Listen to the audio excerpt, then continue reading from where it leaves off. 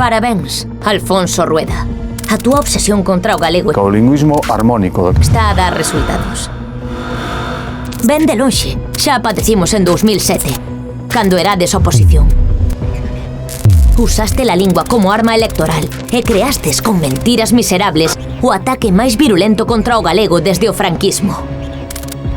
Ti, que inventáchelo da imposición del gallego. Pero o que non poden facer é imposicións. Ti, que fuches da man da ultradereita para te manifestar contra a nosa lingua. Ti, que votaches contra os dereitos das persoas galegofalantes. Alfonso, podes estar orgulloso. Conseguiche lo que querías. Que o galego xa non sexa a lingua maioritaria na propia Galiza.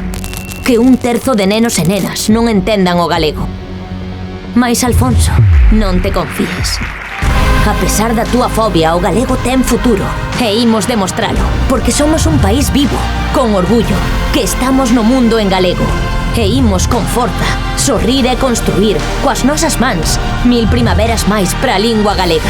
Porque é a nosa lingua, e querémola viva.